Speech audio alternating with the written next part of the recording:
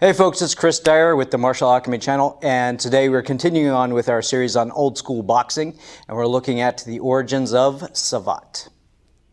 Okay, so in the beginning of our last set of videos, we talked about how in 1825, Michel Cassot, who was a Frenchman, had opened a school of Savate in Paris, and that this was an important part of the historical time period that we're looking at in boxing. And we're going to look back at that and what Savate is and the historical background, what brought it about, why the school of Savate was so important in France, and some of the important historical notes and cultural things behind this art, because it's running parallel. So boxing française, so French kickboxing, runs parallel to our historical boxing that we've been looking at, and we're going to see how they kind of intertwine throughout the rest of our video series. So let's look at some of the historical points and some of the key concepts behind Savate. Okay, so for the first part, we're going to talk about what I call a tale of two footwears.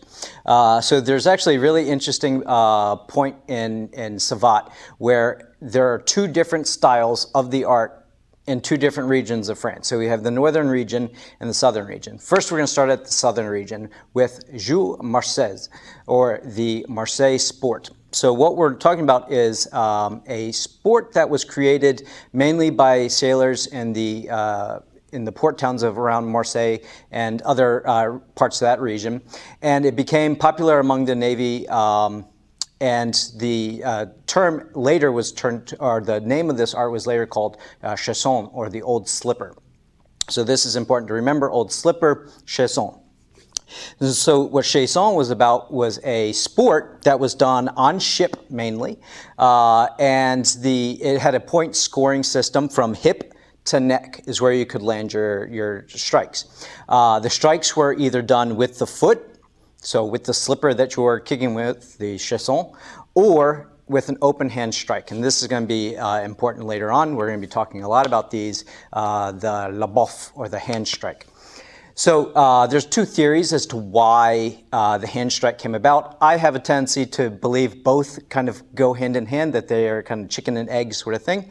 The first reason that they did open hand strikes in chausson was the first theory is that they was used for holding onto guardrails or ropes on board ship. So as you're rocking on a ship, you want to have something to hold on to for support as you're doing your strikes, especially given the fact that the scoring targets were hip and above. You're doing higher kicks, you're going to need more balance. So being able to hold onto a rail as your boat's rocking and kicking at another person becomes a really, really important thing. So open hand strikes allowed for that, to grab onto things quicker. There's also, at the same time, harsh penalties for striking someone with a closed fist. It was considered a lethal weapon. So you don't strike with a closed fist, you strike with the open hand with the liable, the hand slap, or the musette, which is the feed bag strike, which is in Eastern martial arts we know as palm strike, this type of movement.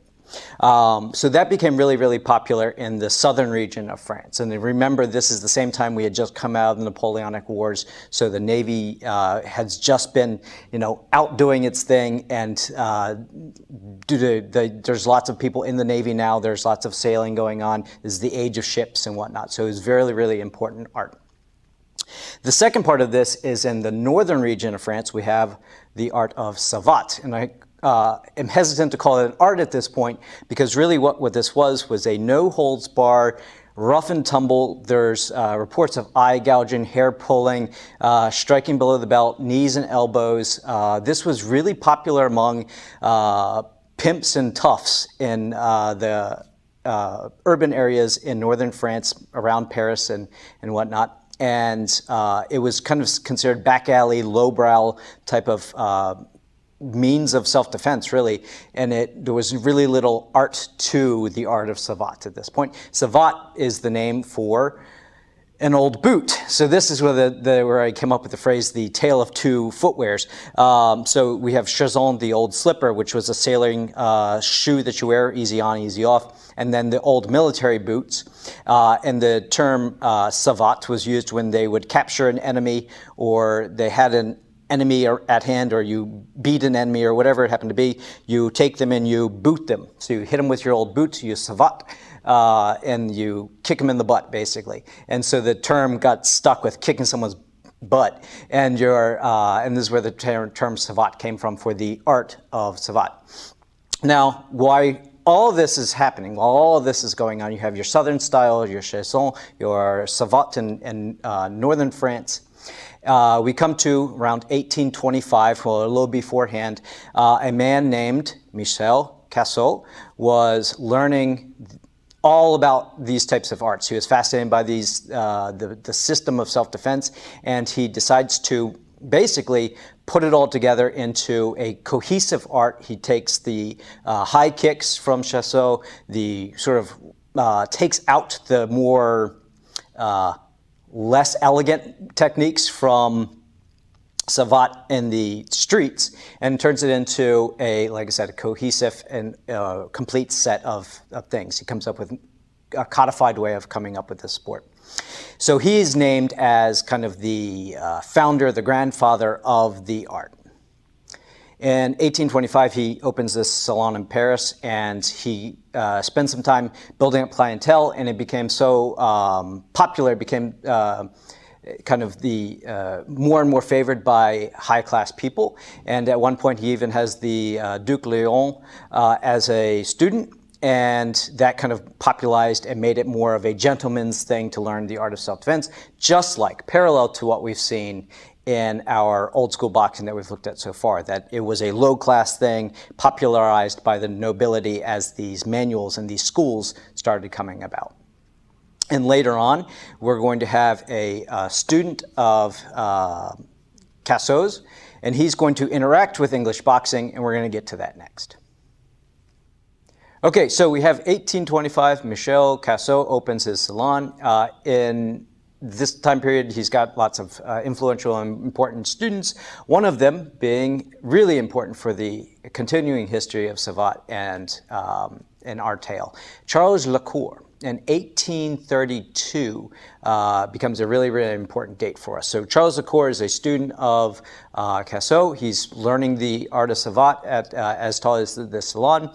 He's learning the high kicks. He's learning the boxing method that they have. But in 1832, he goes to an exhibition match done by Owen Swift and Jack Adams, an exhibition on English boxing. Now, Owen Swift is a really, really important character in the history of English boxing.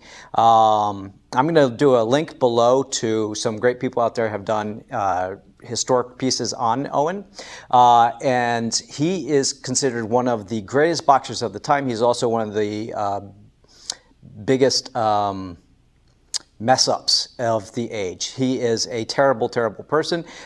His history is just full of basically just being a bad person, wife beating, leaving his children, and killing people in boxing rings. So that's kind of Owen's story. So Owen ends up in France on a English exhibition match against Jack Adams.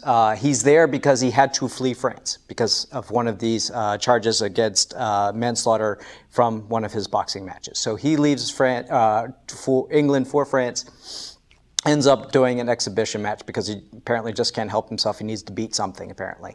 And he ends up in this match with Jack Adams. Now, our guy Charles Lacour is there. He's watching this exhibition match, and he gets, I guess, really excited. He's been studying savate, so he's going to get in there and he's going to challenge Owen, the bad man.